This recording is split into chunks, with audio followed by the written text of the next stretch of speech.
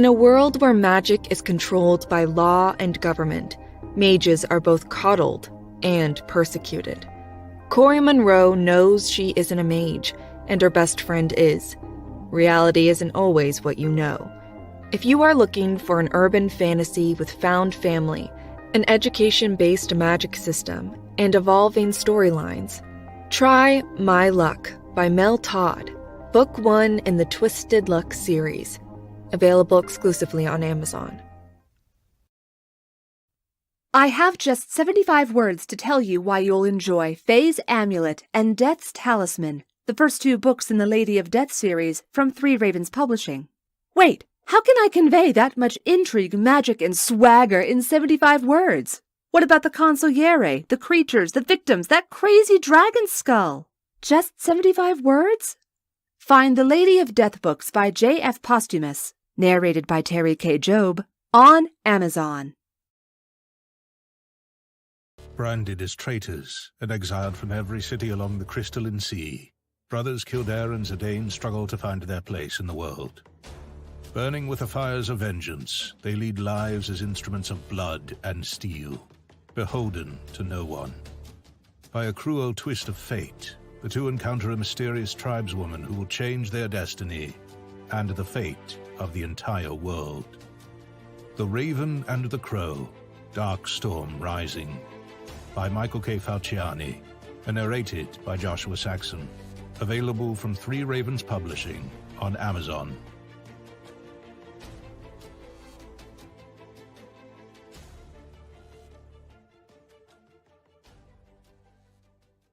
Ever have that kind of day where everything gets weird? Step out in the morning with your coffee to see all your garden statuaries have come to life and are fighting each other? Head out from work and your car gets fatally pecked by a giant chicken. Eat at your favorite restaurant only to have your childhood crush slaughtered before you get dessert? No? Huh. That's what happens when you deal with the Staff of Chaos. Book 3 in the Lady of Death series by J.F. Posthumous. Do you love sparkly vampires? Well, too bad, because you won't find a single one of those fancy bloodsuckers in this collection. It came from the Trailer Park, a fun collection of horror and old-school creature feature with a hefty helping of B-rate tropes thrown in for good measure.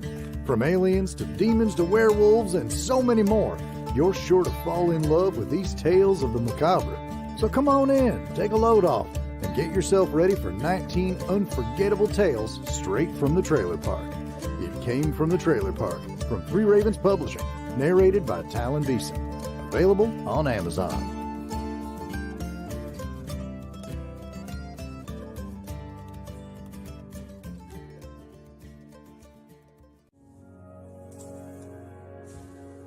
Little One by M. Cat Waller. The swing creaks as the view of the burning city slides in and out of her gaze. A boom in the distance sounds as something explodes. She pushes against the ground, making the swing go higher so she can see the night sky and the sparkle of the stars. Slowly letting the swing come to a rest, she jumps down. She scoops up her stuffed bear on the ground, giving it a tight squeeze before she settles herself back on the swings. Only a whisper of sound is heard as the enormous shape lands and folds its wings to its back. Little One is ready? Yes. Thank you for letting me play on the swing. It was always my favorite. A large head gracefully arches over to look towards the swing.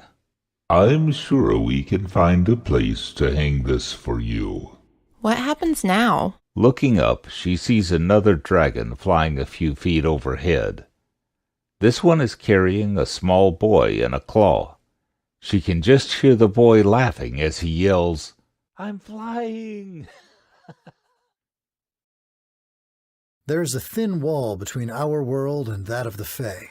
The passions and emotions stirred by violence and combat bleed over, and the supernatural often awakes from long slumber to meddle in mortal affairs. There have always been those among us willing to meet the supernatural threat. They are the men and women of Joint Task Force 13. They hold the line between heaven and hell. JTF 13 from Three Ravens Publishing. Available on Amazon. Branded as traitors and exiled from every city along the crystalline sea, brothers Kildare and Zidane struggle to find their place in the world. Burning with the fires of vengeance, they lead lives as instruments of blood and steel, beholden to no one. By a cruel twist of fate, the two encounter a mysterious tribeswoman who will change their destiny and the fate of the entire world. The Raven and the Crow, Dark Storm Rising, by Michael K. Falciani, and narrated by Joshua Saxon. Available from Three Ravens Publishing on Amazon.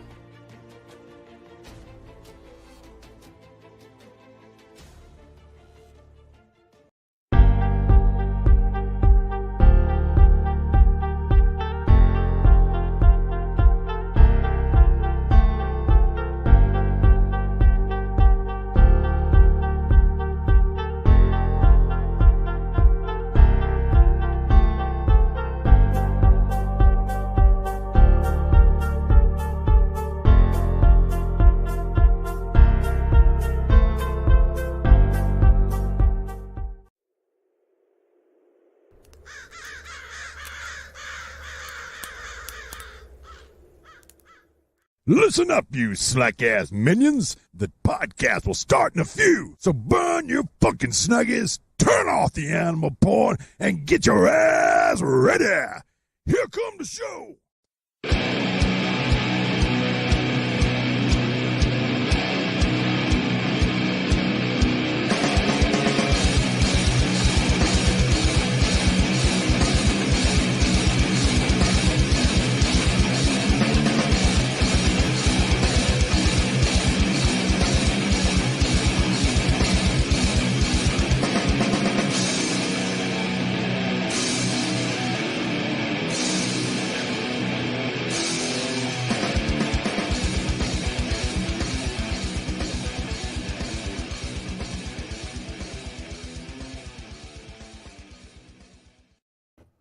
Hello, all you wonderful people.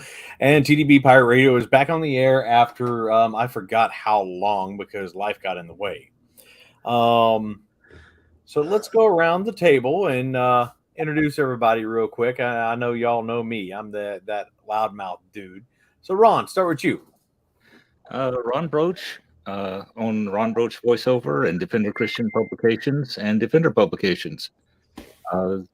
Main thing I do is make audio dramas, audio books, commercial, e-learning, any kind of audio you want, we can do it. Okay. Michael J. Allen.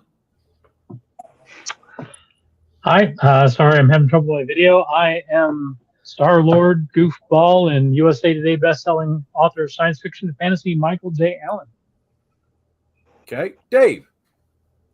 Dave Hensley. I'm a new author with Three Ravens. Greenhorn, about as green as it gets. So just happy to be here. Oh, yeah. Welcome to being thrown to the wolves. All right, Casey. Casey Moores, recently retired Special Ops and Rescue C-130 pilot. I always lead with that. Sorry, I should probably be talking about my writing credentials. Military, sci-fi, fantasy author. Fly boys, man. Sorry, I know. I didn't know you're talking to a pilot. But anyway. So yeah, military sci-fi author, large with the Four Horsemen and with Three Ravens, one of the core authors of the JTF 13 series. And two of you, okay, mouse is not connected. Two of you have stories in the latest release. Brain work. Legends. There we go. JTF 13 Legends. My brain just stopped working for a second. That's good because I thought my audio was crapped out again. Nope. A second, really? No. Squirrels. Well, I guess we can go ahead and start talking about that just to kind of catch things up. We are still releasing things. Well, actually, no, I take that back. I got an apology for everybody that's been looking for stuff, who's been waiting on replies and stuff like that. Life has been busy. Cancer sucks. We've had life happen here at the house. dealing with the cancer, dealing with family members, hauling family members back to Ohio, and all that fun stuff. So, publishing schedule got pushed behind. Life and family take precedent. So, anybody that hasn't heard back from me, I actually talked to somebody that got lost in the shuffle today. Please reach back out. Wasn't intentional. Things are starting to get back on track, and we're getting the schedule back in line now. As you see, with Legends is now out finally, and Trailer Park will be releasing on Halloween Day. So, Dave, you're the newbie. You go first. Give us a little tidbit of what your story's about. Where did it come from? You know? Oh, so my story is about the JTF 13 universe is super cool, near and dear to my heart, with that sort of monster hunting vibe. And I like reading stories about, badass dudes doing badass things, killing monsters. I wanted to tell stories about the family members and the people back at home. And so the story Desperate Ground is about the son of a JTF operator that didn't make it home, who's been raised by his grandpa, who was a JTF 13 operator in the Vietnam era, and who sits on a sort of a family secret. And the kid didn't really take the secret too seriously until he tricked some high school bullies that were giving him the business into following him into a mine. And then he found out that the stories were all too real, and that everything that grandpa had been teaching him was going to have to be needed if he was going to get out of it alive. I got to find the thing. Where is it? No. Crap, where's the button? Exit solo. There we go. I was trying to find the button to bring you back down. And we got a Yankee in here now. All right, Casey. What about yours? All right. My story, Blood Sacrifice, for all those that read Witch Hunt, or if you didn't read Witch Hunt, I'll tell you, in the background of Witch Hunt, Lieutenant Addison Green, the main character, one of the main characters, everybody in the Union Army, all the generals, all the high-ranking officers know about his father, and there's this story, there is this legend in the background of his family about what Captain John Green did in the Mexican War and the Battle of Molino del Rey. Everybody wants to shake Lieutenant Addison Green's hand because of what his father did. So I wrote the story of what his father did. As the Mexican War is progressing, as General Winfield Scott is advancing on Mexico City, as the Americans are in the last few days before they're about to win the war in Mexico, looks like there is trouble on the horizon. Winfield Scott himself is very indifferent, antagonistic about what the Special Unit 13 has been doing in Mexico, because as to date, it's been nothing. The Army has taken to call them then the Axemen, but they're just traipsing around looking for legends, looking for myths, ghost stories, and fairy tales, as Winfield Scott says. And they assign the unit instead to follow around and protect a Lieutenant George B. McClellan as he conducts a reconnaissance of the Mexico lines to the east to see if there's a way through for the U.S. Army. Now, as they're following Lieutenant McClellan around, they catch wind through one of Captain John Green's spies that there is a large evil coming towards them, coming to destroy the U.S. Army. And so in the dead of night, John Green slips away from Lieutenant McClellan, takes his company with him, heads up to the top of a hilltop where he can observe the approach of this great evil, and sets up to fight it. I think I'll leave it hanging right there. For those that read Witch Hunt, they know how it ends. Okay, and mine was not really a follow-on from my previous Trailer Park story. It's another Braxton Hicks misadventure. Poor guy just wants a little bit of downtime, and shit goes sideways every time. Something happens, and he just gets screwed over. Now, the damn Yankee, if he popped back up his video there, you're the one that actually created JTF originally. You want to tell the story behind that before it got passed off from Cannon to Three Ravens? Sure. For those who don't know me, my name is not actually Damn Yankee. It's just an inside joke with Hillbilly there. My name is J.F. Holmes, and I'm an author and a publisher and just a dude. That stuff in his face. So Alex Pasecki wrote a story for an anthology that I put together, and it was based on Marines fighting or raiding a house in Iraq, and the old man who Dave Holmes. the old man who can you guys hear me? Yeah, I can hear you fine, man. Okay. The old man who was in the house turned out actually to be a dragon, and it turned into a knockdown fight of conventional weapons against the dragon. And I think they finally killed him with a tow missile or something like that, or a javelin. So from there, I came up with the idea of basically at the end of the story, the Marines were approached by a guy from a government task force, like, a debrief, and you didn't really see this. And, oh, by the way, would you be interested in, more? And from that, I came up with the idea for the first anthology, which was JTF 13, basically about a unit loosely based around the Marine Corps. And their task was to fight supernatural entities on the battlefield, because wherever there's war, it kind of drags in some of the supernatural, right? They're attracted to the fighting and whatnot. So I wrote a story about World War II with the invasion of D-Day and paratroopers fighting a troll. I did another one set in modern day Syria. Hillbilly did one set with night fighters in just after D-Day. And we were able to interweave a lot of our characters together and create basically a history of this task force that's been around for more than 200 years, since the revolution, actually. Because Lucas Markham wrote a good story about Ye Special Unit or something like that, where they actually fought vampires on the Revolutionary War battlefields of New Jersey. So that's where JTF 13 came from. And I passed it off to Mr. Roberts, and I said, hey, this is more along your line. I'm sticking to military science fiction, and this is kind of more military fantasy. And he took it and ran with it, and has put out a bunch of books. So,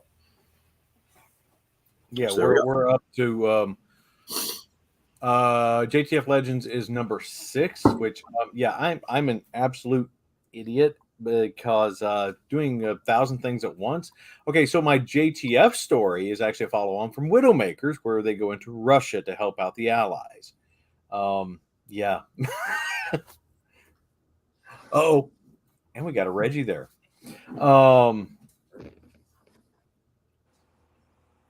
One of the things with JTF that I really like is just you can play in the historical aspects of it.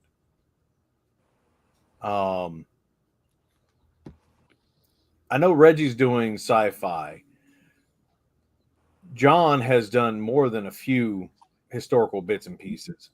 Mike is Dave, have you ever played in any of the historical stuff before? No, not writing wise, but I'm a history nerd. Like, I live and breathe history. Tabletop wargaming, Napoleonics, American Civil War, pretty much any of that stuff I can get my hands on. So it's not unfamiliar ground. Okay. And I know, Casey, you pulled more than a few bits of history into your works before. Oh, yeah.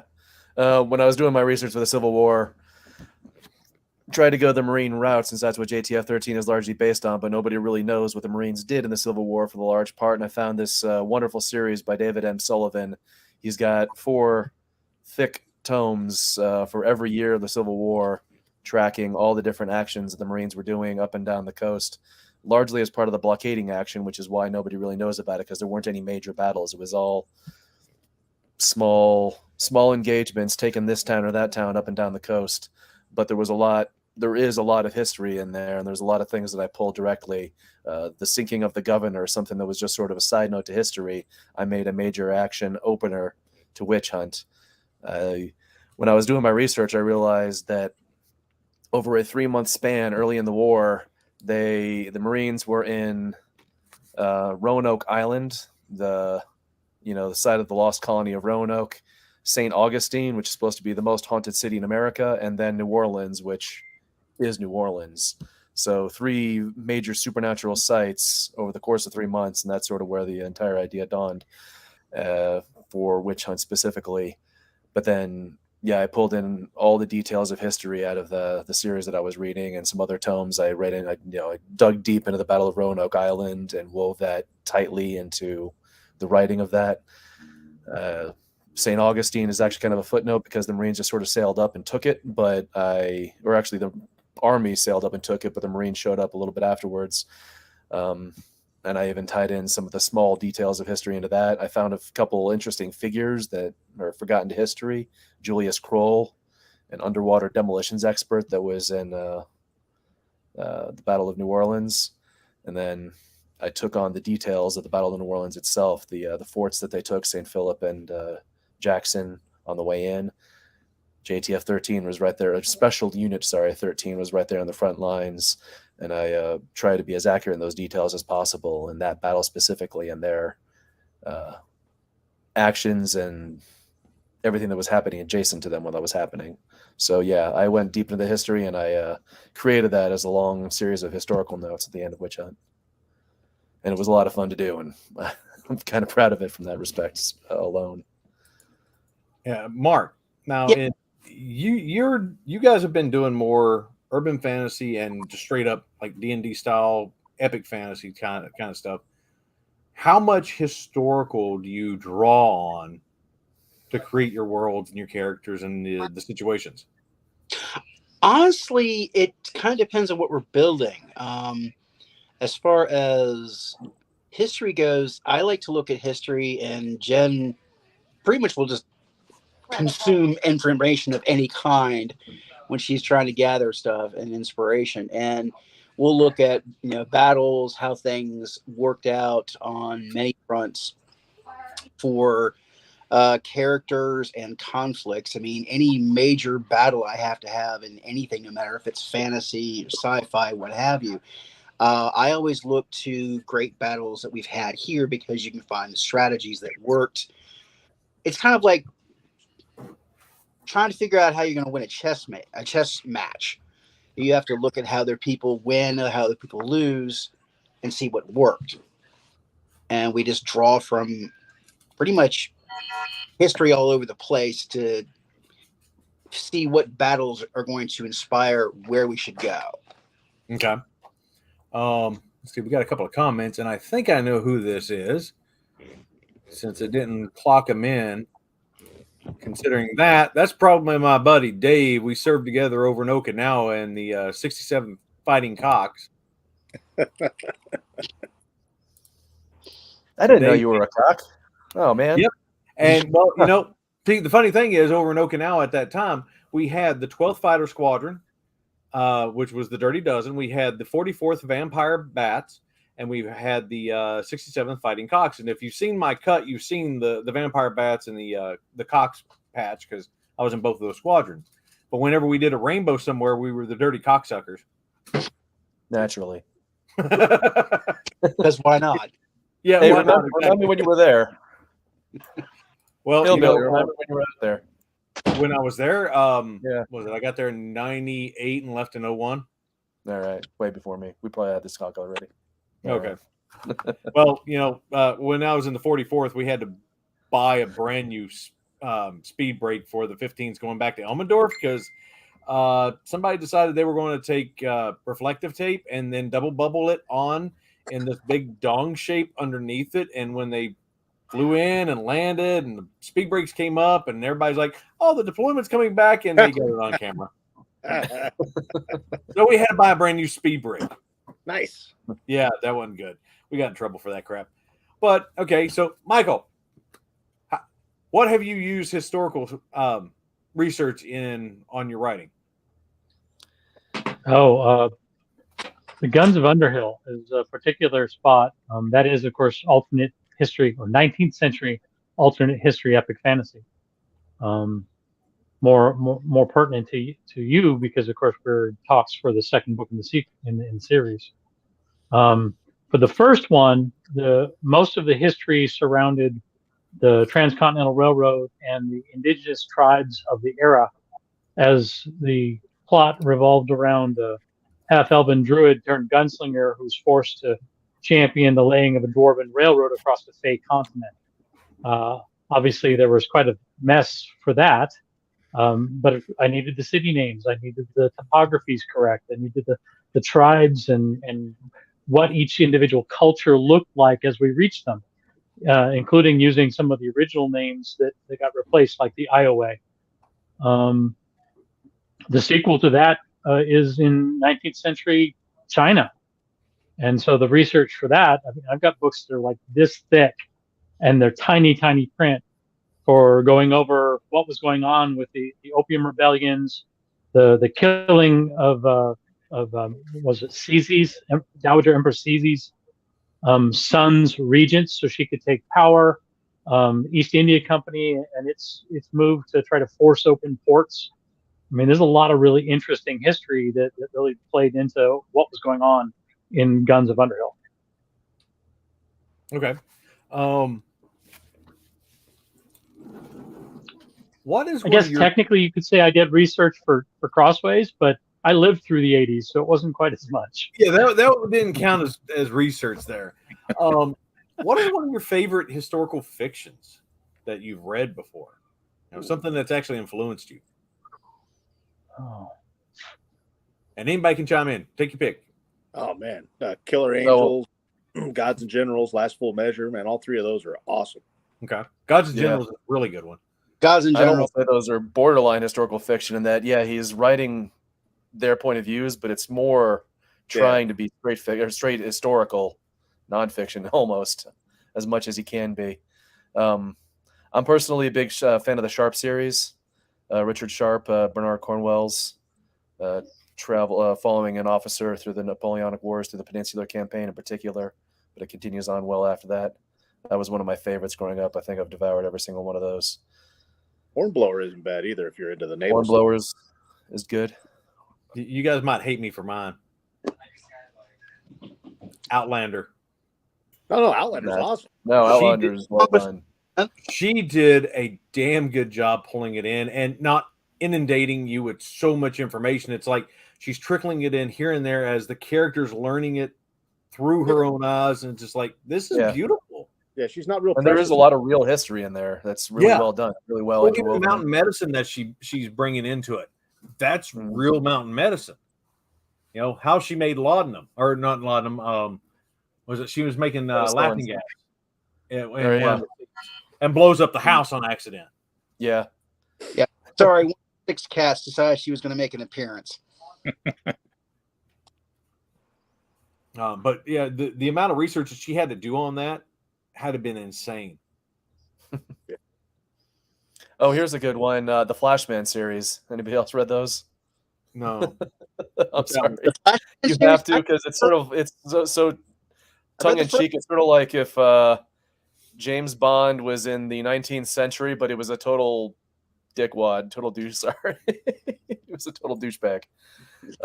He's just a cat. He goes around just trying to sleep with everything he can, but he sort of stumbles his way through real history, becomes a hero by accident all the time by trying to avoid combat as much as possible and surviving. It's hilarious, and it's also beautiful history. Hold on, Mark. James Bond, because I actually saw him as more of the James Coburn American version. I can't remember the name of the series they made. Spy Hard? No, it wasn't Spy Hard. There was it was like the name of the character was a single name. It was like Fletch, but it wasn't Fletch. But it was James Coburn. It was in the 60s, and it was an American version of Bond. And he was just the most over-the-top character version of Bond. So when I was reading... I think I know what you're talking about, but I can't think of it. Yeah. It reminded me more of that character than actual Bond. It was more of that over the top, takes himself far too seriously, and things are just really outrageous. But, there again, I would pull as much from like Pride and Prejudice and Zombies, because to me, I love bringing in the ridiculous. I have a copy of that somewhere on the shelf. Making things work, whether it's in a fictional version of an era or the historical version. I always like bringing the bizarre and bringing the strange, and make it somehow work. Yeah. That's JTF 13. I'm sorry.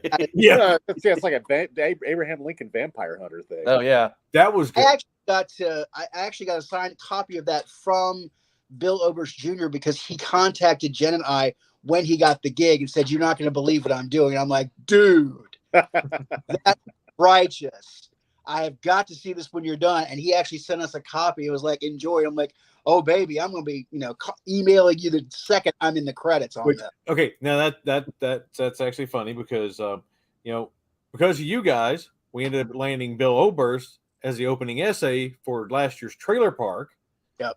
Which was awesome. And he did this Vincent Price opening because he's, two-time Emmy Award-winning horror actor? Two-time winner of that, and he's won an Actors Guild Award for his one-man show of Fahrenheit. Yeah. Dude's just all over the place and great to work with. Total pro, total awesome human being. Reggie. Yo. You're quiet. I just pulled a 12-hour shift. That'd make anybody quiet. Yeah. Yeah. You got anything on historicals that you want to toss in there? History was never my strong suit. That's why I went with a totally different galaxy. It has nothing to do with Earth. A lot to be said for just making it up. Yep. I guess that's a good enough segue. Because we already brought up Bill and Trailer Park and let's see, where is it? Hey, wait, I got buttons I can play with here. So anybody that doesn't know, where is it? Yeah, it's supposed to be showing up. That's it. It was there. It did show up. Then it went away. There it is. It didn't show up on my side. So there's it came from the Trailer Park. Last year was just insane. It was just a fun, campy anthology that we threw together just because. And it took 3 orange tags opening weekend, which is weird. I mean, number 1 in horror anthologies, overall Kindle store. Mm-hmm. Literal, not just new release. It's like, what the hell? You hit a nerve, sir. I guess. So, we did it again. Did another one. I need to talk to a couple of people, see if I can't get a blurb for it. But we have for this year, Larry Correa and Jonathan Mayberry and Arlen Andrews jumped into the fray with us. And it was just more stupid fun. Like I said, this year's Trailer Park, I did a follow-on to my Braxton Hicks storyline. And dude's just trying to get a break. He's doing his job. He's going around. And he stops in and sees buddies to get a beer and hang out and just relax. No, it don't happen that way. So, Michael, you've got a story in this. I do. Carpe Dentum. We can thank Robin Williams for that one.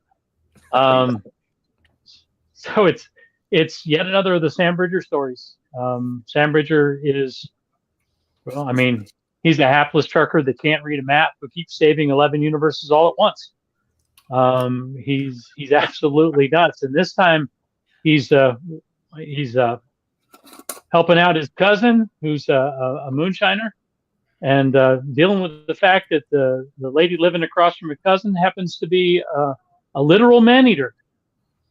Yeah. Who eats an IRS agent, and the chaos goes from there. Got me hooked. Okay. Now hold on. Y'all tell me what this reminds you of. Well, that's Big Trouble Little China vibes all over the place. Mm-hmm. Absolutely, and that's the novel that's coming out based on Sam Bridger. Yeah, it's definitely Big Trouble in Little China. It's just all over the place, same kind of thing. Talking about himself in the third person is fun. Yeah, the guy in the tank top is Sam, and you got to pay attention to the Bridger covers on the tank tops because there's usually something interesting on the T-shirt. Wait, was that Sam on that? See, now I got to go back and look at that other one. All of the Sam Bridger covers have Sam on it, and they have generally he's got a Hitchhiker's Guide to the Galaxy hat, since the book is really, Hitchhiker or Big Trouble in Little China and Hitchhiker's Guide Universe. And then for Stolen Night, which is coming out in the Sleigh Bells Ring anthology on the 9th, that's the shirt says "Ooze Your Daddy." Okay. The I cover was looking at for the cover of that book that's anthology, going. and it doesn't have Sam on it. Well, not for the anthology, no, but I have a cover for it for once it comes out of the anthology. Okay. And then there's a cover for Carpe Dentum also, which has Expert Booba Diver on his shirt. What's wrong, Mark? And then, Master Booba Diver. And then of course Crossways you pulled up, it's got That's a little better. Well, John dropped. Okay, so the cover you just pulled up says Bridger's rules, Murphy sucks. Oh, here we go.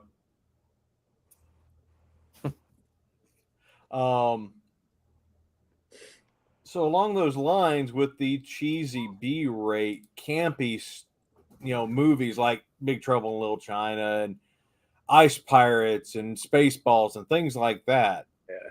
I mean, what's some of the stuff that you like seeing that pulls those kind of vibes?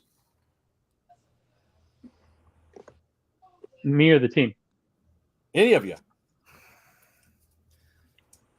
Well, you say that entire list. I think Army of Darkness and Adventures of Buckaroo Banzai and a few others pop into that list as well for me. But generally, you take the standard formula of a genre and then you turn it on its ear and add elements that aren't expected. I mean, even what's the name of that one? From Dusk Till Dawn. Mm-hmm. That one completely flips itself halfway through the film, or actually 2/3 of the way through the film, because you're like, what? Yeah. And, you add that dark humor, and yeah, to me, multi-genre stuff, especially when it sneaks up on you, is just the best. It makes you think, it makes you kind of branch out from what you're reading, and it's fun. I mean, it's all entertainment. If we are not entertained, what's the point? Especially if you're writing it, you better be entertained, because why are you doing it otherwise? I think that's honestly the one thing with Trailer Park that has done well is it's just fun. Reggie, I'm going to pick on you now. Okay. You're being quiet. Yeah. Okay, so tell us about your series that you have. And if you got a copy of the book, grab one. Okay. Oh, hey, look at he was ready. That is the prequel to my series. I've got books 1 through 6 out, and then we're putting out the prequel because we introduced a character in the 6th book that this takes us back to where he first comes from. And then 7 through 11 have been written. 12 I'm probably going to start soon. And then there's a side novel that I've written about them. But like I said, history is not my thing. So I went with a totally different galaxy and started with a group of 12 crewmen on a starship that are looking for an enemy, and they're going to low-tech planets to find this enemy, and they find the enemy first thing, but he's not quite what they expected. He's extremely powerful, but he's not aggressive. And the book that's about to come out in November takes is where the parents of my main character come together, and they're We're going back and forth between two planets. One is a low-tech planet where the enemy is born, and the other is a high-tech planet where my main character is born. Okay. Having said that she doesn't like history, she's got more spreadsheets than we can put on her computer. We had to get a server to put in the living room to hold it all. So she's making her own history. Hey, Reggie, this was just for you. Yes, okay. Reggie is known for accidental novels within our writing group. She's part of the Corner Scribblers group here in Chattanooga. And Ron actually narrates all the Corner Scribblers collections that we put out so far.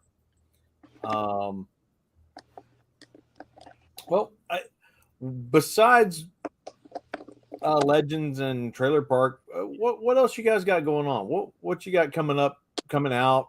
You know, pimp some of your stuff. You've got the opportunity. Talk about something you love.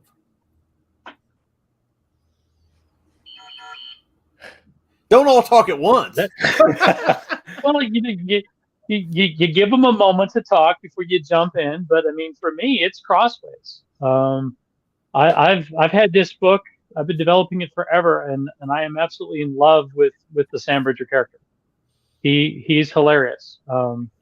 And I'm even considering the possibility of opening the universe up a little bit to let other people come and play in it, because it is Big Trouble in Little China in Hitchhiker's Guide universe. I mean, it's what's the elevator pitch? It's satirical space fantasy where not quite villainous forces tried to destroy the universe, and our hero Sam Bridger saves everything and everyone but the world. After going through the novel, I'd say Bob, next to Sam, is probably my favorite character. She's just badass. Bob is fantastic. And actually, sorry. Go ahead. I was going to say that cover for that short story he was talking about. There you go. It's like you turned Gimli into Tweedledee and Tweedledum.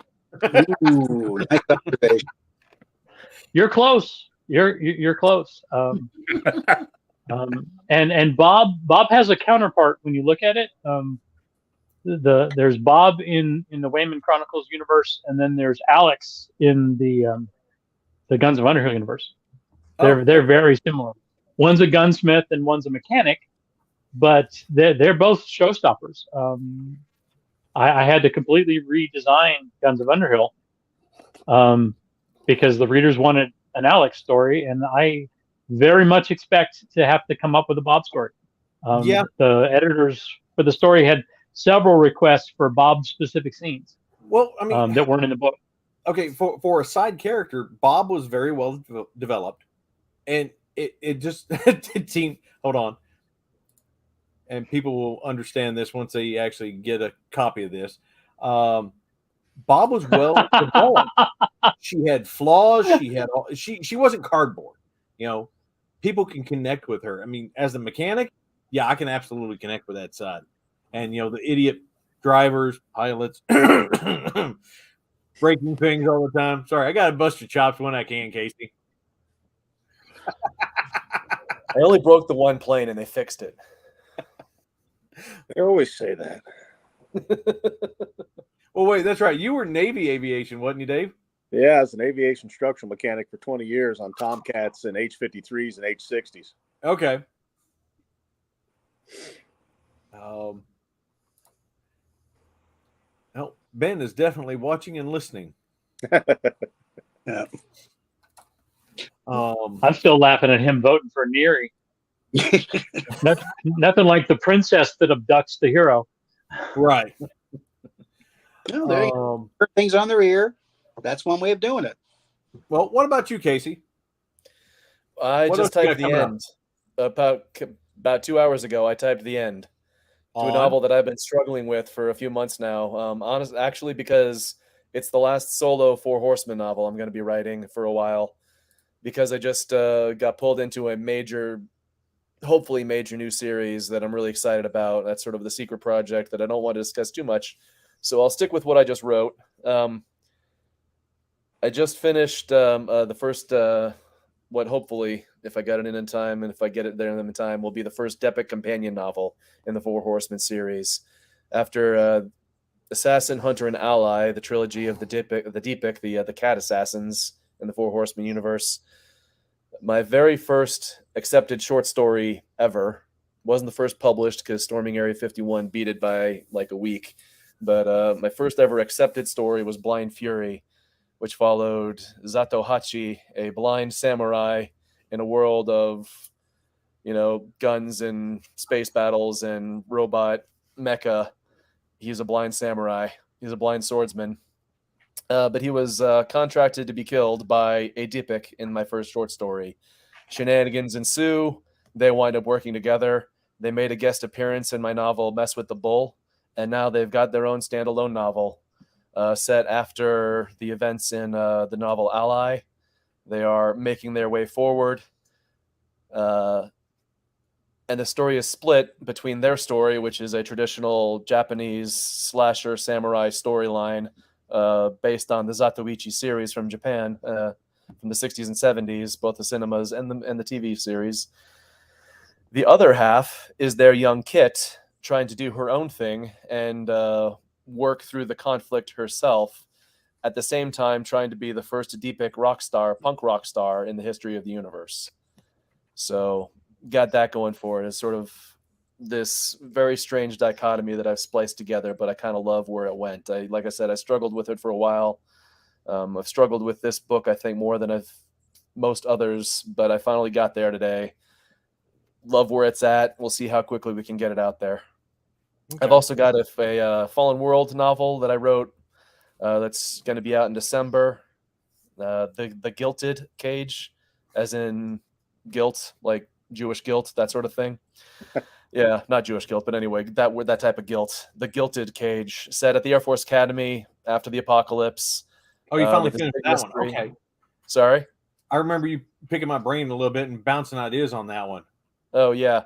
In the anthology Among the Embers, the Fallen World anthology Among the Embers, I introduced a character, Tyrone, who is tasked on the day the world ended to bomb Colorado Springs with thermobaric weapons instead of nukes like every other city got. For some reason, Colorado Springs is getting bombed basically by Moabs or Foabs, the father of all bombs, as they are named in this story. They're just carpet bombing Colorado Springs with Moabs, essentially. And the big question is, why did Colorado Springs get that treatment as opposed to nukes?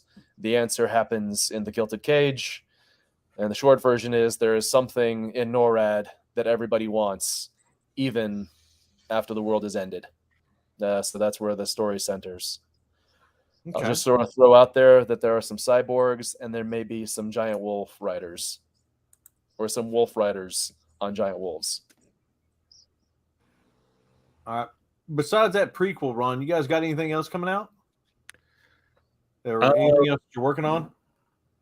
Nothing on the publishing side that's coming out planned right now. The next novel in the series is planned on coming out sometime next year, probably towards the end of the year.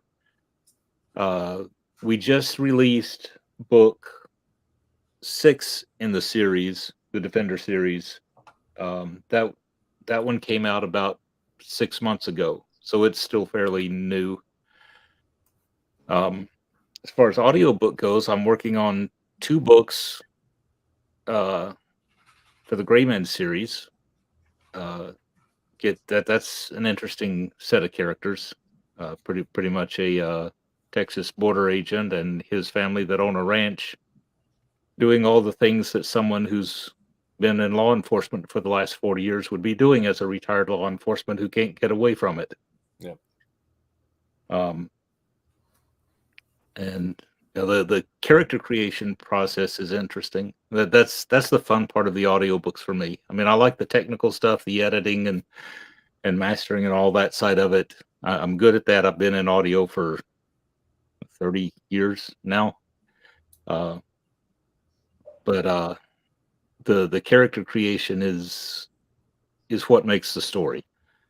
So if you get the characters right, then everything else falls into place, and it just works. Well, the one day that I came over to record with you, I mean, in a few takes, I figured out what I was doing for the characters that I was recording, and it was just a blast, especially when Phil and Heather showed up, and we just started rolling with it and through the scenes.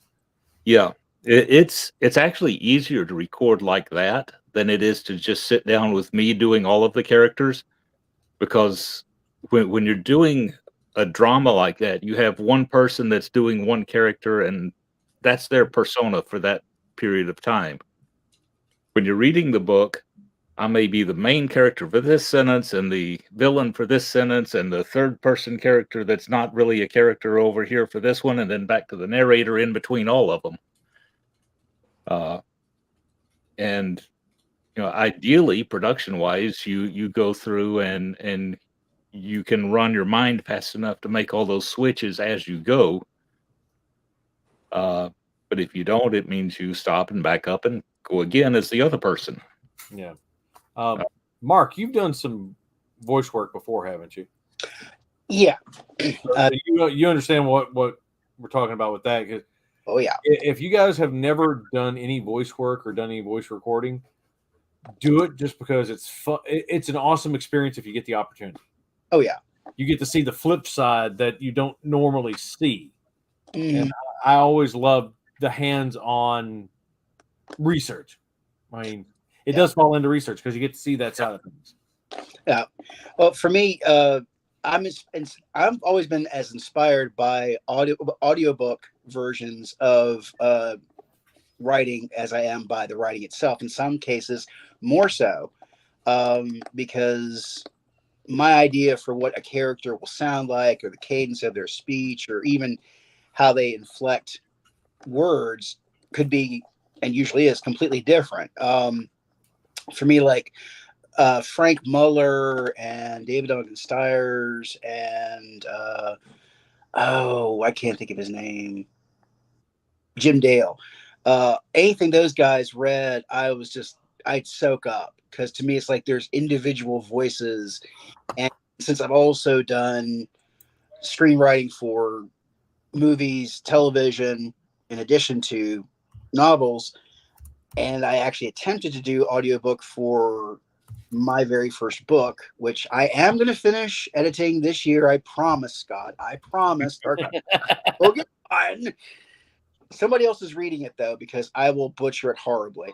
But there's that. But yeah, for me, it's always fun finding the individual voices that are inside my head for characters. And Jen's the same way. And often she and I will sit down when we're early on in the process, and we'll say, okay, who would you want to play this part? Who do you see? And that helps us keep that person's voice individual. Yeah. Yeah. Yeah, I do that. And like doing audio is really doing that completely, not just glossing it over with, oh, if I could get any actor to be this person. It's finding that individual voice and dwelling in that voice, and hearing them speak in your head versus just rattling off what's going on. Yeah. Well, with the short that I'm working on right now for Writers of the Future, it's like one of the characters, it's Emma Watson. Mm-hmm. It's older teen Emma Watson. What was it? Ross is actually I based him off of one of the propane salesmen that used to come over to one of the companies I used to work for. He was the southern. Well, our southern in Brazil is actually on the northern side of Brazil. That's where their rednecks are. Right. And when you take redneck Brazilian Portuguese and mix it with Southern English, it hurts your ears to hear. Smuka was his name. And I based that character off of him and his vocal patterns and stuff. So yeah, having that visual to go with that you can go back to, so you got the mannerisms and the tones and stuff. Definitely.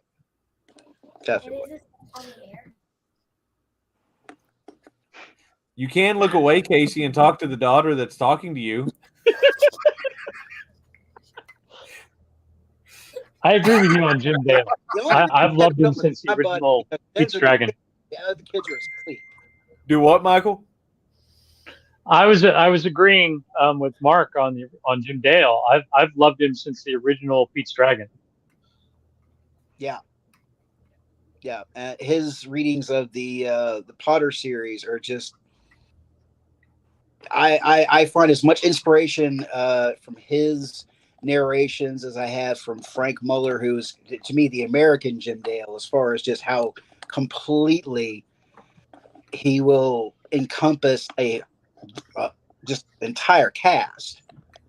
And I'm still kind of waiting for someone else to wow me as much as that. And then there are a few people who are close, so just waiting for that next big rush. Mark, what are you and Jen working on?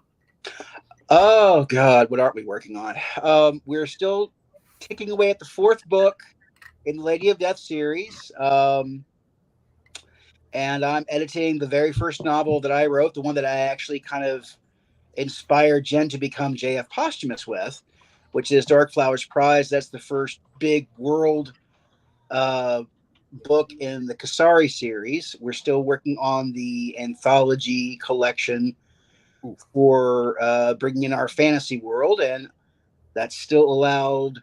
I'm still waiting for we still have an open call with that one. I'm waiting to get more stories from other authors. Hint, hint, guys.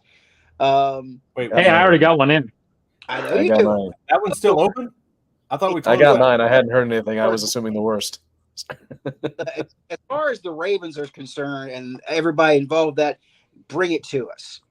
We kind of put a deadline because we had to put a deadline, but we're still open for other stories and that. And quite frankly, no, you got something, bring it. We want it. We want to see it. And, eventually we'd like for everybody to be playing in that world as much as we're playing in our own. It's a fully realized, and oh boy, do I have the headaches to prove it. But we still have plenty of play in there. So if you're like, I'd really like to do this, but I don't think anyone's going to allow, try me. So you've got, we have people who are coming up and asking for the most bizarre characters. And I'm like, yes, run with it, man. Run. There you go, Mark. Get on to him. Yeah, Ben, we're looking at you, big guy. And but yeah, aside from all the Kasari stuff and the Lady of Death book 4, we still have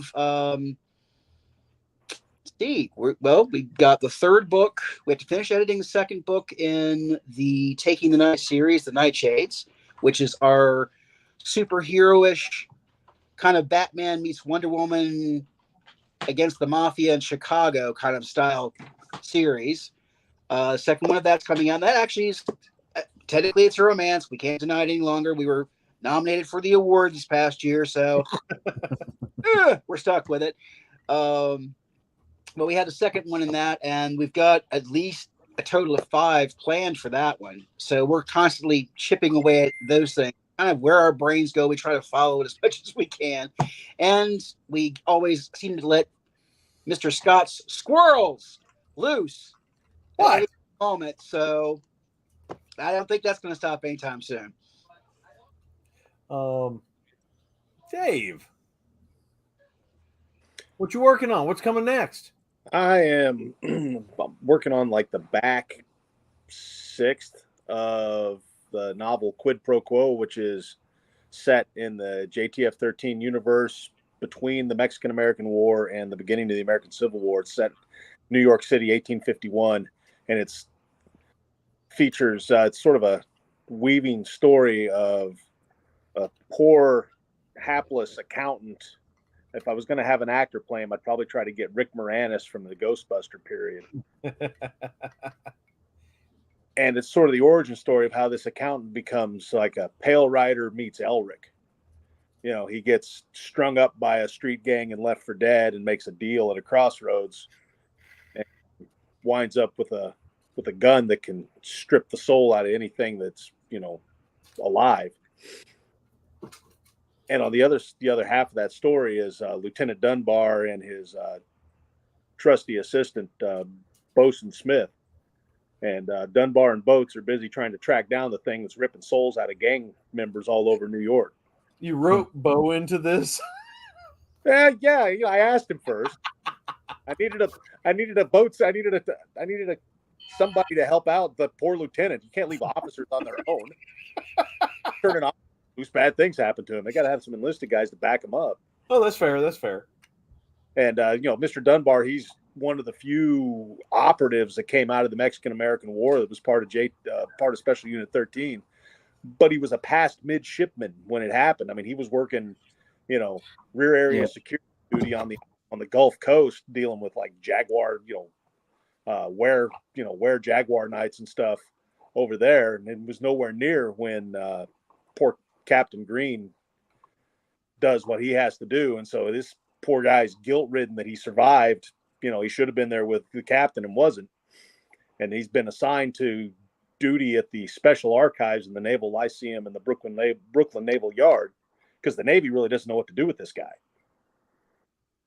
And so he's busy trying to stomp out the supernatural stuff that keeps popping up in New York because of all the unrest and violence, and stumbles onto the trail of, poor used to be bookkeeper Thomas Cooper, who's on, out for vengeance and trying to find and rescue his family. Okay. Wow. Yeah, the hour's like gone by. Well, besides finishing that Riders of the Future piece that I'm working on, my next project, and up until this Big Secret Squirrel project finishes squaring itself away, is JTF. I'm working on the first modern novel in it, Blacktooth Grin, and you'll see a modern version of the Widowmaker's fire team. Cool. Not as hodgepodged as they were. Still a little bit chaotic, but and me and Cordova, we sat down and we talked for a while with Gantz, and we hashed out a lot of what the modern JTF would actually look like. It took some thinking, how they would go about doing what they do and keeping it under the radar as best as possible. And it's not easy, especially with social media and everything else in the modern times.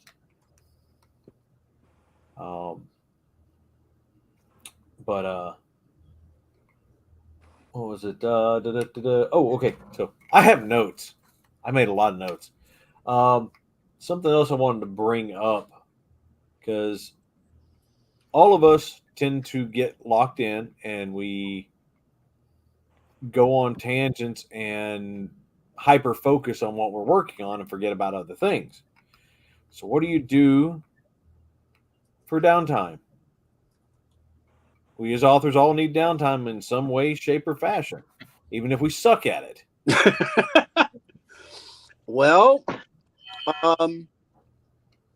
I still play guitar every chance I get. I still play games with my kids and my old high school buddies. We still play tabletop stuff like D&D or, your actual board games. We actually have a couple of escape room games that I'm hoping to break out after Christmas when everyone's finally not as busy. And I mean, me, we do 3D printing and painting on figures for everything from decor around the house to stuff on the Three Ravens table. Yeah. So between that and cats, cats, dogs, and kids, we got so much of that keeps me busy more than anything else. Jen, I just let her muse run rampant, and I just kind of run as you should, cleaning the mess up after a lot of the time. So right now she just finished a little project for what we're calling the Charlottesville Nightmare. So the Jersey Devil, all that, someone prompted the idea of, hey, how about something for Virginia since we don't have anything? She came up with this bizarre owl, bat, spider thing, and she just finished making it. And by that, I mean she's physically turned it into a stuffy. Her dragons from last year were very popular. So every now and then she's like got to sew something together. And between that we binge the living hell out of TV shows that we both can stand, or we part ways and find her show and she'll find my show, and there she is. What else do we do for fun besides you find every news under the sun? Oh, she bakes. And the obvious. Currently baking for our birthday boys tomorrow. All right. Anybody else? I've been stained.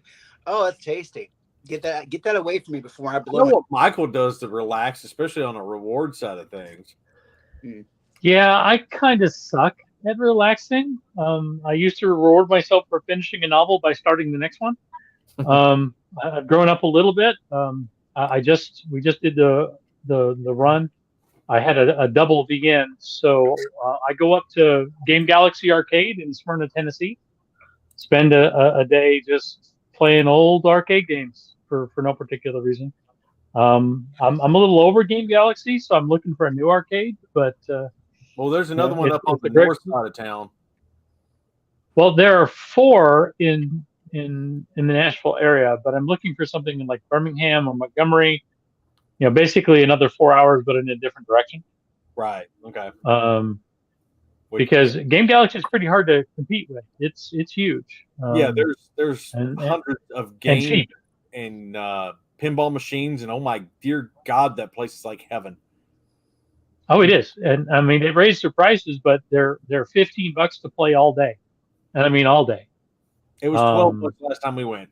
It was 13 last time for me. It was 15 this time. But I mean, they'll let you go out, sleep in the car if you need a nap. They'll let you go get food and come back. They don't track you. You know, it's kind of an honor system thing. So I mean, honestly, they're great people. Yeah. And I love doing it. But you know me, Hillbilly. I just write stuff. You know, or I'm stuck playing with the boundary issue day job. Yeah. All right, Ron. What about you and Reggie? I think what I do for relaxation is switch between jobs, between audiobooks and editing her writing and doing the publishing side of it and trying to learn some marketing because I've been really bad at that over the last 3 or 4 years. I guess, I don't know. I've not been out in the backyard much in the last month, but there is a garden out there that we fed us for a little while this year. We got our first frost this week. Yeah, ours is all nasty and black now. I picked the last peppers this morning, and it was all toast anyways because it got so abandoned from this past couple of months. Yeah, we had a real nice watermelon out there before we went on vacation. We went to Savannah as the hurricane was coming across Florida. That was a fun trip.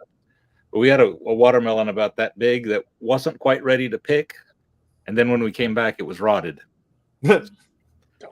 Yeah, that was disappointing. Oh, let's see here.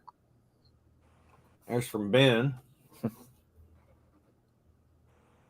What about you, Casey? Well, most of my life is actually consumed either by work or by running around with the kids. My wife and daughter are generally doing their own thing with cheer most of the week, so I'm racing my son around to do taekwondo, Cub Scouts, and soccer. That's not relaxing yet, but I'm sort of getting there. So since my son is doing taekwondo, I got into it. So that's one of my big things now is keeping in shape, stretching, staying flexible, doing that. I'm definitely not the oldest or in the worst shape there, so I don't feel too bad being there, though I'm close. We'd like to travel when we can, get out, and then, I don't know, we have movie nights, game nights, board games, as much as we can. The kids always want to play video games, but I never seem to get around to that anymore as much as I'd want to. But I actually played a little bit of Far Cry 5 before we got on here. It's like 20 minutes just to blow some crap up. Yeah. What about you, I Dave? used to get too into those games. Addicted. I used to get too addicted to video games, so I had to swear myself off for the most part. Yep. Oh. We lost Michael. Yeah, he was Michael down. Just sort of disappeared. Nope. No, I 3D printing, tabletop wargaming when I can, which isn't all that often. Spend most of my weeknights hanging out with my almost 1-year-old grandson and watching Grand Tour with the wife on the couch. Like that's pretty relaxing. I mean, I do most of my writing early in the morning. I get up to like between 3 and 3:30 because that's when there's nobody in the house that's awake to talk to me. Yeah, I wish I could do that. My brain doesn't work. But by the time I'm up at 4 and I'm over here getting my coffee and setting up, you're already rolling. Yeah. I'd have to, if I don't get up between 3 and 3:30, like I'm not going to get any word count in, or not enough word count that I'm happy. So Sundays I take completely off. Like I don't sit down in front of the laptop and type words. I don't try to think about stories I'm writing. I paint miniatures. I still get up at like 3:30, 4 o'clock. I just paint miniatures instead of, sitting down to put words in. Yeah. Oh, here lately, it's been nothing but trying to catch up on the publishing side of things and hit deadlines wherever possible. And, I've actually been getting in word count again because things were just so chaotic and we were exhausted and everything else. Yeah. But something I do need to do is I need to go fishing. It's been a long minute since I've thrown a line in and caught anything. I mean, the last time I went over to the lake, I disappeared for a weekend over there, just me. We got a friend that owns some property over at Weiss Lake over in Alabama. I caught a 40-pounder, a 30-pounder, and a bunch of little 5s and 10s and stuff like that, catfish. Man, I ate good that weekend, and I got about 22,000 words in that weekend. And just me and, get up, go check the lines, rebait, reel them in, whatever, go back, sit down, put some more words in. Man. That's the dream. That's the dream. my relaxation really is, I'm a workaholic. I know this. I've worked since I was 8, and I've always done something. But that was also part of the. Most of y'all know that I am ADHD out the ass. What? And anyone seen you at a convention, man, they would not question that ever. Yeah, well, one of those controls that my papa taught me is stay busy, do something. Yeah. And now, I actually got asked that at Dragon Con on one of the panels I was on. I had to think for a second. It's like, no, starting a story, working on a story. That's my relaxation because I can detach from everything else and just go there and work on that and be with those characters and go on that adventure. So, that really is my detachment. What, Phil? What are you getting at?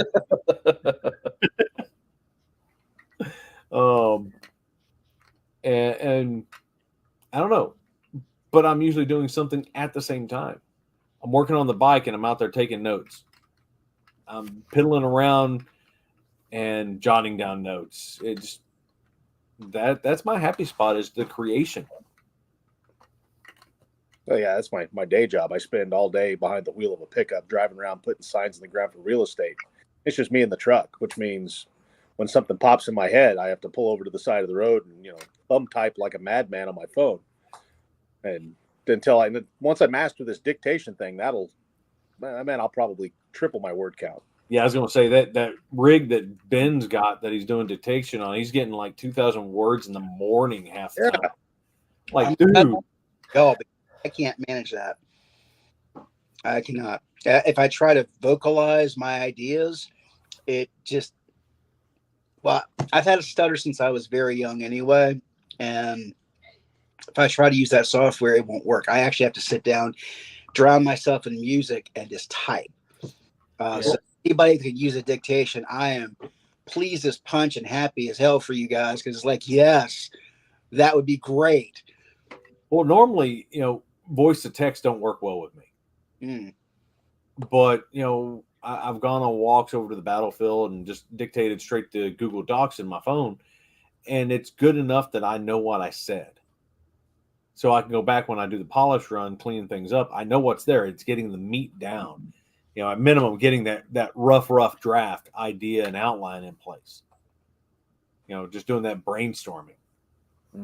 There's another comment from Ben. Which Ben, you still need to send me the link for that rig that you got. It gets on the Discord server it's in one of the channels on Discord server because he mentioned it while I was asking what to use. Okay, I'll have to go back through and look then. Not cheap. That Dragon software is an arm and a leg. Yeah. Well, if I can get it to work with just a standard voice to text, then I don't know. I'll have to see. Well, that's been about an hour, so that's not bad for our touching base again and getting back into things. You guys got anything else that you want to throw out there before we cut this off? I think I said it. Every people is awesome. Read their stuff. How's that? Hey, there you go. Oh wait, we got our first rating. Okay, we got a 5 rating, and we have our first review. Read it for Joint Task Force 13 Legends. Actually, let's see. Can I can share this. Bum bum bum ba bum. One of our voice of people. She needs to read it out loud though.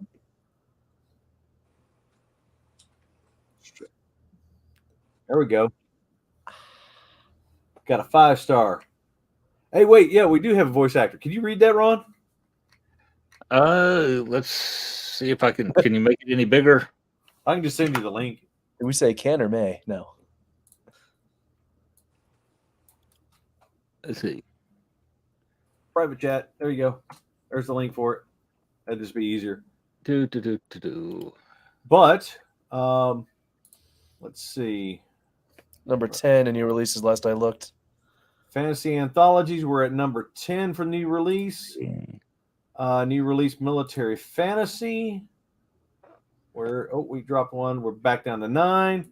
We're not doing bad on opening day. 26 on historical fantasy. That's because there's romance in there, probably. I mean, that's yeah. All right. Paul is probably kicking our ass. We're competing with all the bodice rippers. Yeah, there's competing with that, man. But that's just freaking cool. All right, I've got it up. You ready? Yep, go ahead. Joint Task Force 13 may be the best anthology yet. This is one of the best anthologies I've ever read. Pick up this book this morning and finished it this evening. I was hooked. Each story is a gem. All the authors provided great tales in the JYF 13 anthology. I do mean all the authors. Every story was well written, action-packed, with some truly great characters. If you a KU member, it is a great read. Pick it up. If you are not a KU member, the price is very attractive for the high-quality stories. I gave this anthology 5 stars because it deserves it. You will not regret your decision if you enjoy horror military fiction. It is a true gem. If you want to know more, grab the book and find out why I gave it high marks. Yeah. That's cool. Okay, so all true. Wait, let's see. Okay, so editor or my lead editor. Wait, who's Kevlar Rippers? What the Kevlar Rippers? New genre. No more for me. Romance. Wow. We need to Didn't say what was ripping the Kevlar. We didn't say what was ripping the Kevlar away. We need to let Heather Holmwood know that one. She can have fun with that. I think that actually is what the Nightshade series would be. Kevlar. Kevlar Rippers, because they're wearing Kevlar. Romance heavy spoof on JTF 13. Wow, no. No. God. All right, Ben. I mean, I do have 2 romance stories to my credit, so I don't know. I shouldn't admit that, should I? Never mind. That was somebody else. And I don't Jenny know him. Wren had was my Padawan editor on this one, and I got to thank her mom for hooking me up with a little bit of something. Oh, She was during Mayberry's class, and her stepmom for a new coin. Nice. Wait, what? Why did you sign out? What the hell? Okay. Window. All right. So, if you haven't taken a look, the recent releases that I have not been announcing because we've not done this in a while. All right. So we got Gustavo Bondoni. Yeah. The Song of Sangar. If you like sword and sorcery, Howard, that sort of stuff, you'll like this. It's a good collection. Chronicles from the World of Guilt, post-apocalyptic eldritch horror is where this really falls into play with the British comedy twist to it. It's actually an anthology, or a collection. Well, it's a collection because it's one author, but it was really well written. Misfits of Magic finally got released after a long hiatus because life got in the way. The Grey Throne was released during that time frame, which is the follow-up to the first Raven and the Crow novel. And the latest Corner Scribblers that Ron had done the recording on, and us Corner Scribblers helped him to do the narrations. So coming up from Three Ravens Publishing, as soon as I find the freaking thing, okay, of course, Trailer Park. We have Crossways coming up in the next few weeks. Hopefully, possibly, we'll see how that goes. Embers of Corsari, as soon as we get this one wrapped up and enough stories to take care of that. Blood, Sweat, and Steel. That one, that's actually coming together as a really good collection. Craig Martell and Rick Partlow have jumped in on board on that too. Tomorrow's Hope is still open call. December 1st is the open call end date. The theme is hope and exploration. Arlen Andrews is in that. Les Johnson's doing the tech essay. Mallory Cooper's in on it. I had somebody else, and I don't remember right off the top of my head. But after that, then we have Feather and the Lamp coming up, releasing on Black Friday. Epic Fantasy, a little bit better than YA. I mean, for the age range and the feel of it, it's a really good adventure. You can't go wrong with this one. And yeah, okay, yes, I think you did, and yes, you did, and okay, time all blends together at this point because I'm playing catch up like a madman. Okay, so check out the affiliates when you get a chance. Sci-Fi.radio. They have a Discord server, and they have the Good Morning Tatooine show every day at lunchtime for the East Coast, breakfast time for the West Coast. The We Defy Foundation, which we're doing a veterans charity coffee table book with. Noble Instinct Artworks, who are using art to help brothers and sisters deal with PTSD. Marked Up Editing, the silly lady Pepper Company, who is trying her best to burn me, and she's come up with this Scots fuckery that is everything out of the garden that she decided she was going to mix up, and it's on its way. Yeah, it's not going to be hot.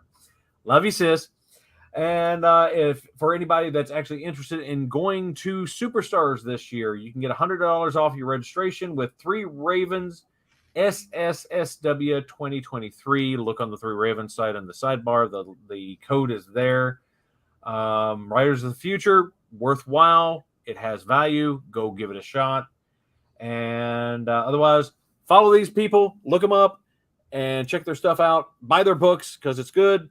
And for all you veterans, cops, first responders out there, you are not alone. Reach out to a brother or sister if you need us. There's always somebody just a phone call away. But otherwise, that's it, y'all. Y'all take it easy. Have a great weekend.